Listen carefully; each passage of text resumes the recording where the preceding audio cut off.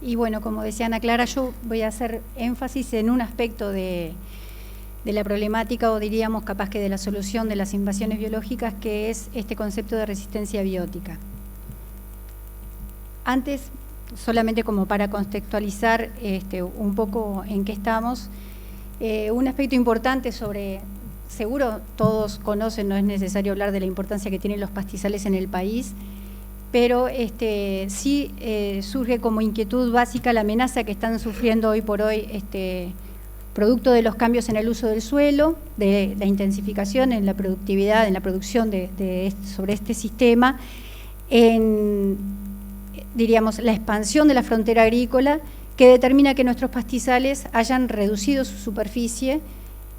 Hoy por hoy estamos hablando de aproximadamente un 60% de la cobertura de nuestro país con pastizales, cuando en realidad hace varias décadas atrás estábamos hablando entre un 80 y un 90%, dependiendo de la bibliografía.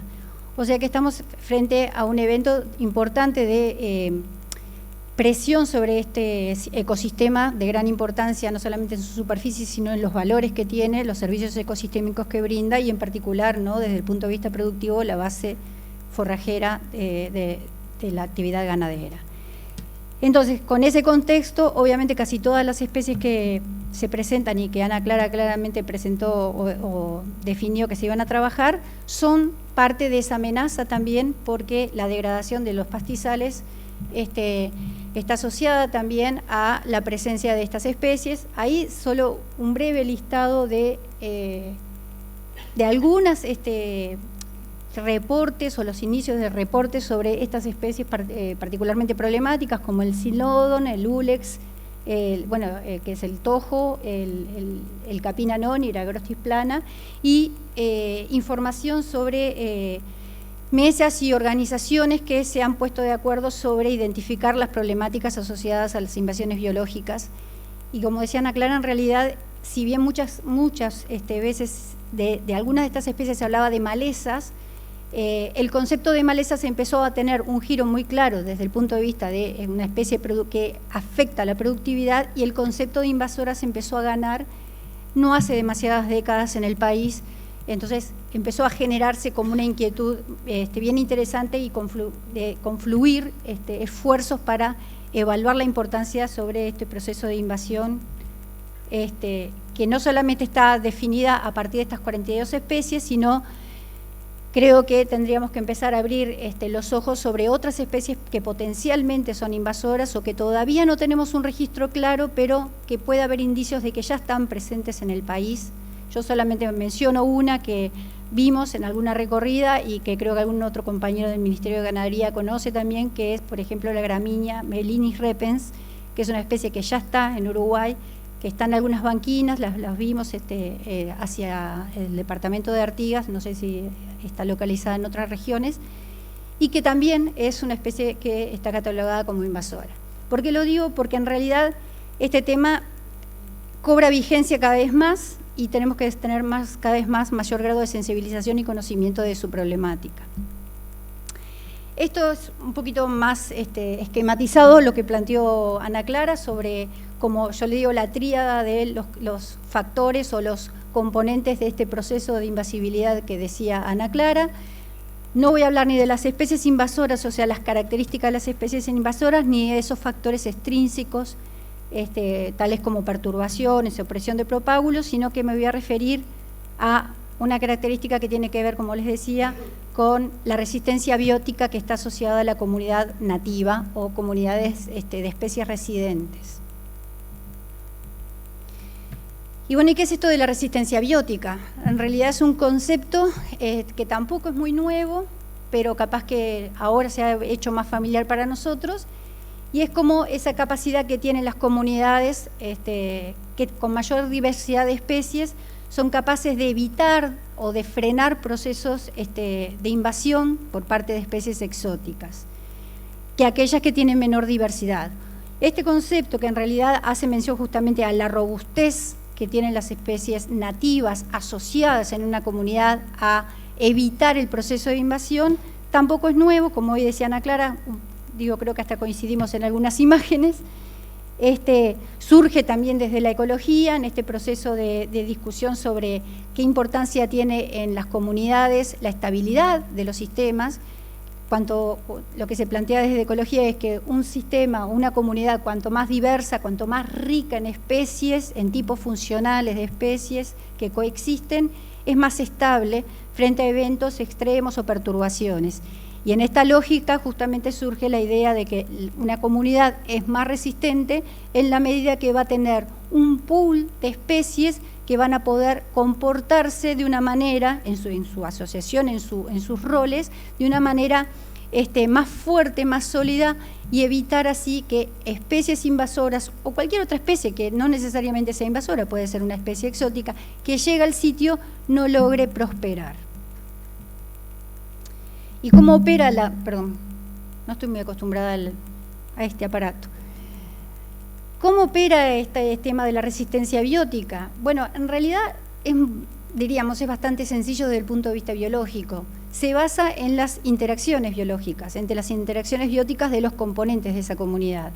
Y básicamente se habla de competencia entre organismos, de la depredación, que es un animal que consume a otro, o de la herbivoría, que es un animal que consume plantas. O sea, básicamente esas interacciones serían los mecanismos bióticos que están asociados a este fenómeno de resistencia biótica. Pero en particular nosotros vamos a hablar de las interacciones de competencia, brevemente. Lo que se plantea justamente, diríamos, como la propuesta o la base de la resistencia biótica, establece que las especies más competitivas van a ser capaces de controlar o de inhibir la invasión de especies, y no todas las especies necesariamente. Por eso siempre es importante conocer la composición de nuestra comunidad nativa. De hecho, y lo vamos a ver en el desarrollo, hay algún tipo de especie, particularmente, por ejemplo, las gramíneas C4, que tienen o tendrían la habilidad de frenar más eficientemente la invasión de especies exóticas invasoras. Y otro aspecto importante también sobre este tema de cómo está constituida nuestra comunidad de especies nativas es que se plantea también desde la teoría, o más bien como hipótesis, algo así como que si yo tengo especies nativas de un tipo funcional, que es el mismo tipo funcional de las exóticas invasoras que están llegando al sitio, mis especies nativas van a ser más eficientes en controlarlas. Y eso se basa en lo que plantean los autores de hipótesis de similitud limitante. O sea, cuanto más parecidas sean las especies de mi comunidad residente a la invasora que llega, más eficientemente va a lograr o mejor va a lograr frenar el proceso de invasión. Y yo acá brevemente lo que quería presentar eran algunos resultados parciales de algunas investigaciones y experimentos que se han hecho. Este primero en realidad se plantea en escala de parche, es un experimento de mesocosmos, o sea, es un experimento que se basó en, como dice ahí, algunos de los objetivos de esta propuesta, que fue parte de la tesis de doctorado que realicé en Uruguay, analizar la relación entre la riqueza y biomasa de especies nativas y el establecimiento de especies exóticas, y en segundo lugar comparar la resistencia biótica, o sea, evaluar esa resistencia biótica de gramíneas C4 con distintos hábitos de crecimiento. O sea, lo que me enfrenté era a evaluar qué pasaba con especies nativas C4 que tenían formas, estructuras o arquitecturas diferentes a nivel de la biomasa aérea, que tenían o hábito de crecimiento postrado o erecto. Básicamente lo que hicimos fue trasladar panes de pastizal del departamento de San José de dos potreros. Un potrero que correspondía a un área que no estaba pastoreada, o sea, con una exclusión, a las cuales pertenecen, a ver si puedo marcar con el puntero, ahí va. Estas que dicen GE son las gramíneas erectas. No importa, igual, creo que con esto basta. Las GP serían las gramíneas postradas, que eran tanto las gramíneas postradas como estas que están aquí, que dice gramíneas postradas, más H, que son las hierbas que tenían, provenían ambas de un potrero pastoreado y un tratamiento de control. O sea que lo que yo estaba evaluando era el ensamblaje, o sea, la comunidad de especies naturales asociadas a un área donde dominaban especies de gramíneas con crecimiento erecto, o sea que eran con un tapiz vegetal de mayor altura, más o menos unos 10 centímetros, y en el otro caso las postradas con y sin hierbas, donde la altura del tapiz era aproximadamente 5 centímetros y que en realidad estaban reflejando la actividad de consumo pastoril, o sea, la actividad de pastoreo. Sobre esos tres tratamientos lo que hicimos fue sembrar 4 especies que no necesariamente todas son catalogadas como invasoras, que lo quiero hacer la primera apreciación para no generar ciertos ruidos, sobre todo en la comunidad más de agronómica. Una fueron Cynodon dactylon, que era una gramínea estival perenne, Lolium multiflorum, una gramínea anual invernal, Plantago lanceolata, una hierba perenne, y Lotus subflorus, una leguminosa. ¿Con qué objetivos? Con el objetivo de evaluar justamente cuál era la performance de estas especies en función de esos tapices vegetales. Solo así, en forma relativamente sucinta, quería mostrarles. El primer aspecto importante era que si bien el hábito de crecimiento, o sea, la arquitectura de la vegetación era diferente, producto justamente de que una estaba pastoreada y la otra no, y la otra tenía una altura de 10 centímetros, o sea, la que no era pastoreada, 10 centímetros, pero trataba de simular, por así decirlo, un tapiz menos pastoreado, porque esa era la intención. La similitud, o sea, no había diferencias en la composición en general, en la composición botánica de todos los tratamientos. O sea que no es por diferencias de especies que vamos a obtener los siguientes resultados. Lo que vimos por acá es, en la gráfica de arriba, la superior, es los 3 tratamientos, el tratamiento de gramíneas erectas, de postradas y de postradas con hierbas, y ustedes lo que ven es el número de especies correspondientes a gramíneas C4, que es el rojo, gramíneas C3, que son las naranjas, y las hierbas, eso para el caso de la riqueza, y en la inferior para el caso de la biomasa. Simplemente como para tener idea de cómo están constituidas los 3 tratamientos, lo interesante era que, obviamente, desde el punto de vista, por ejemplo, de las hierbas, aportan muchísimo en riqueza a las comunidades nativas, pero claramente aportan nada, de manera casi despreciable, en biomasa.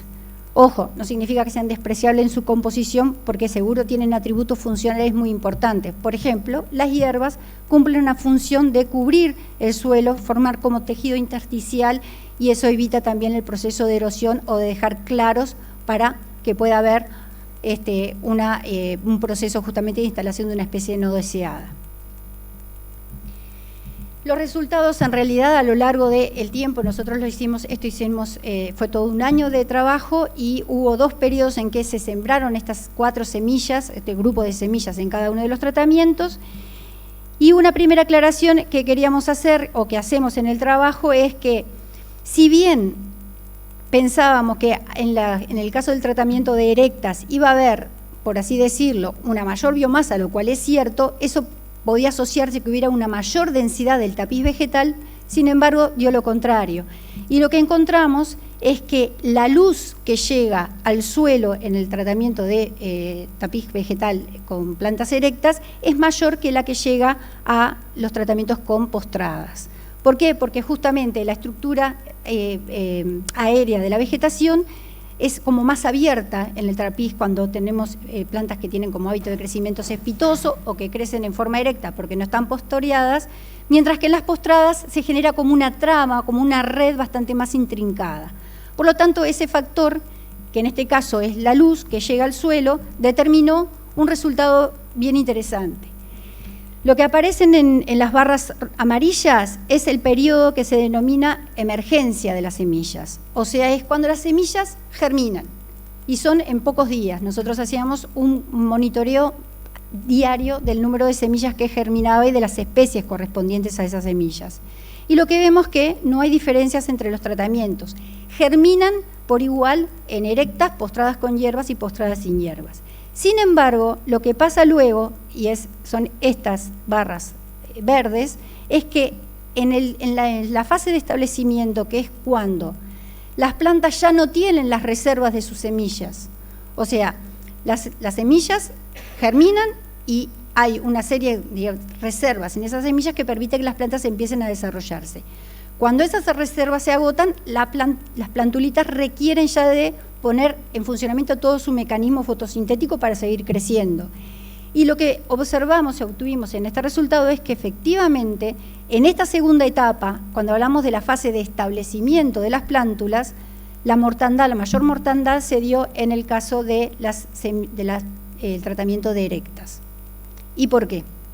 Básicamente por una cuestión de arquitectura de la biomasa vegetal aérea.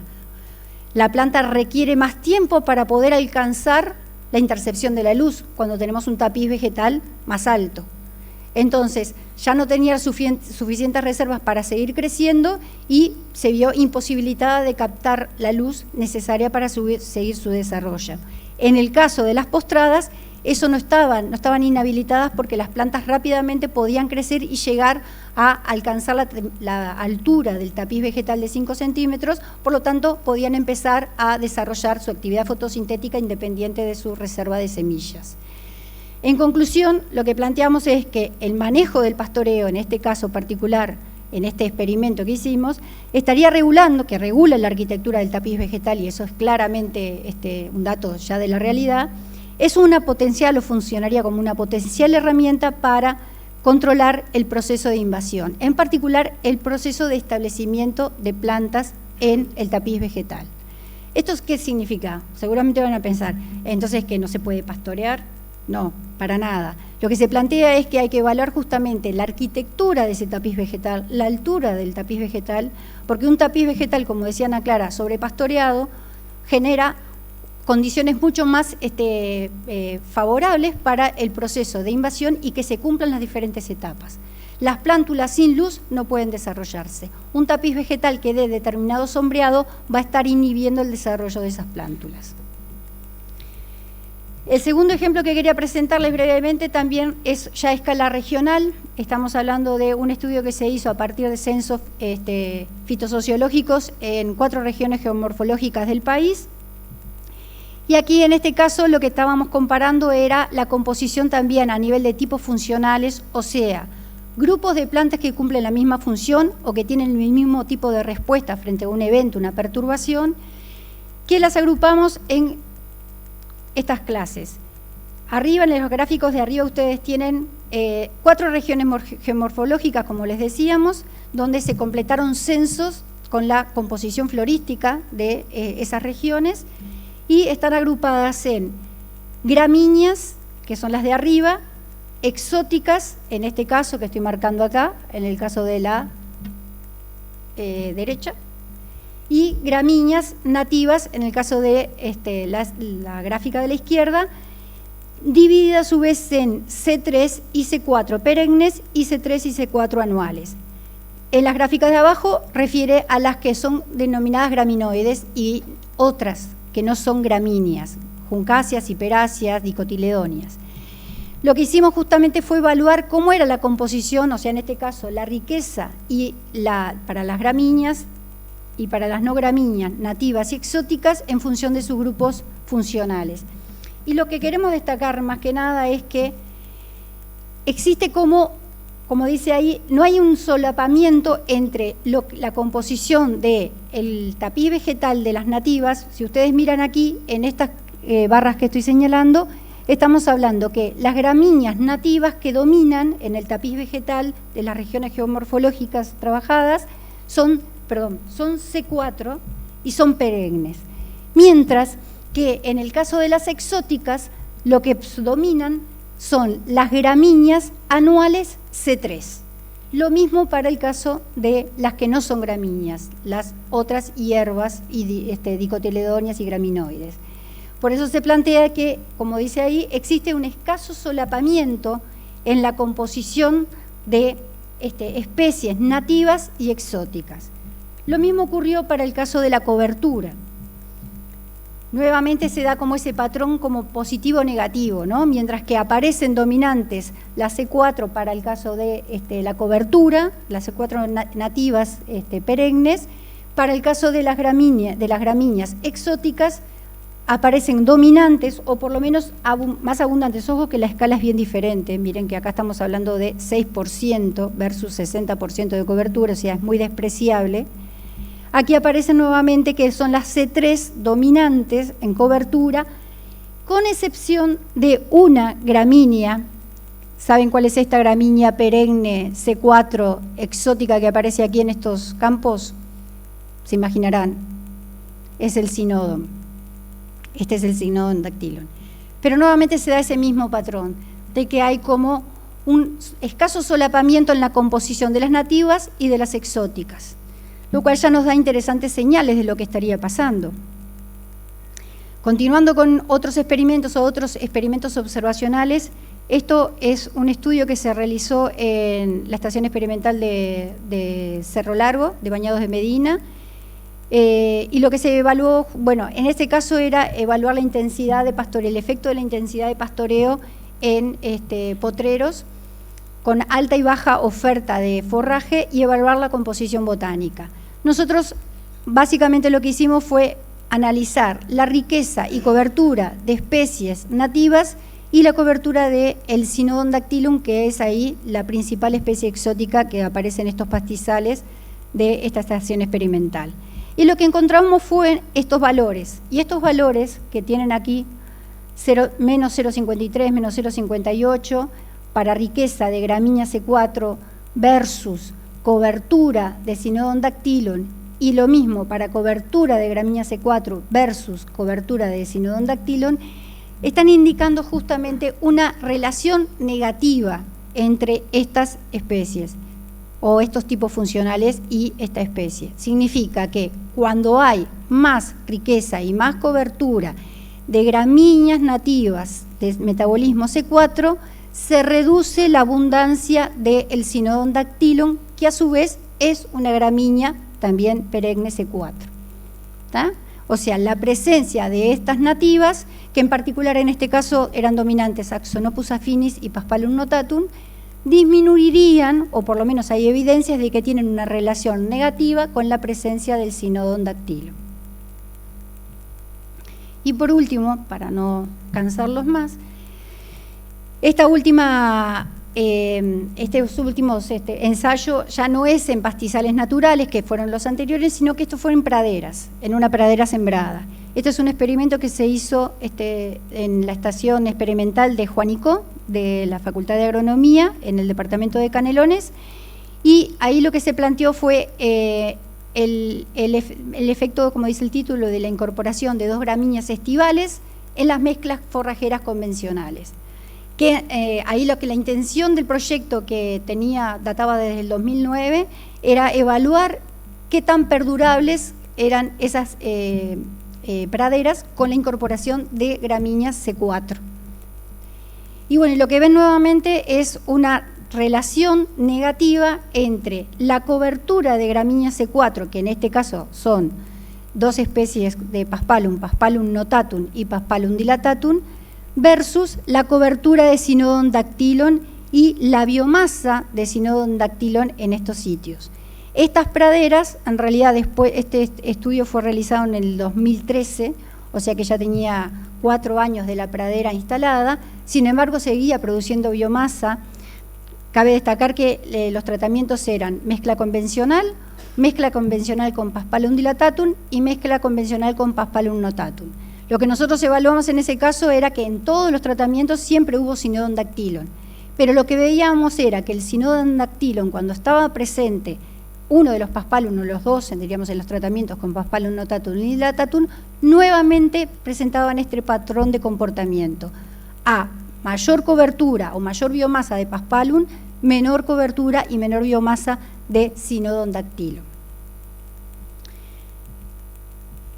Entonces, de vuelta, yo les presento, esto lo vimos en la segunda o tercera diapositiva, este mecanismo de resistencia biótica, que en realidad sería la base de lo que estoy presentando, que básicamente está planteándose a través del efecto de competencia de especies nativas que tienen el mismo tipo funcional que en este caso las exóticas que se están analizando, estarían funcionando u operando como una barrera o freno para no tal vez la instalación en algunos casos, pero por lo menos evitar el proceso de expansión de esta especie exótica.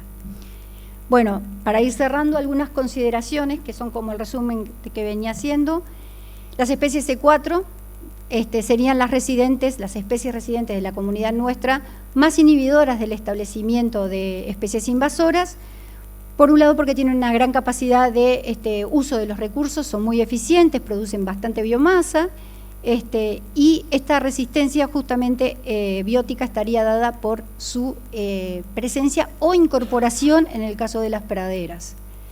Los tipos funcionales residentes de estas comunidades nativas de pastizales tienen un efecto, o parece tener un efecto negativo, en el establecimiento de exóticas del mismo tipo funcional, o sea que efectivamente este como emparentamiento desde el punto de vista funcional es el que estaría forzando aún más la capacidad de control de la comunidad nativa sobre las especies exóticas invasoras.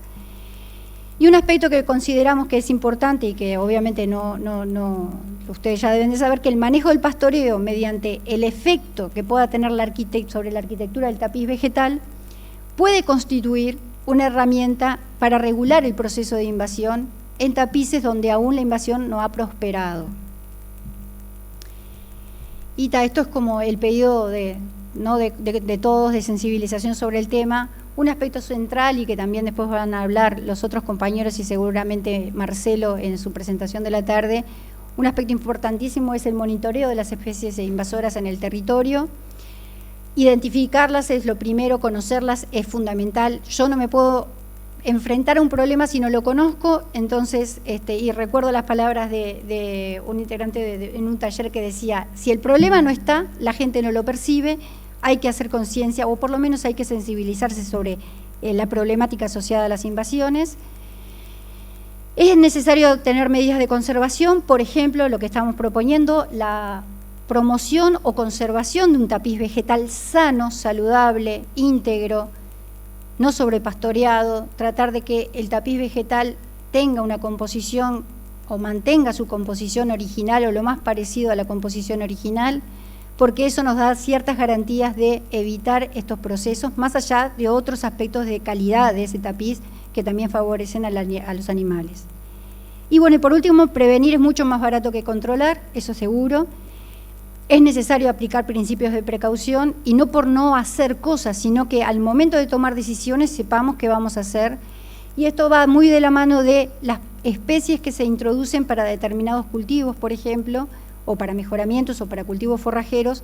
Conocer antes las características de estas especies nos permiten evaluar el potencial invasor que pueden tener a largo plazo y más aún en un mundo, o más bien en una región donde las variables ambientales climáticas también están modificándose. Ya hay evidencias de cambios a nivel de temperatura, de distribución de precipitaciones, que pueden favorecer particularmente algunas especies que coincidentemente las más importantes y las más robustas desde el punto de vista de la invasión son gramíneas C4 perennes. Así que, bueno, muchas gracias y espero no haberlo sobrevivido.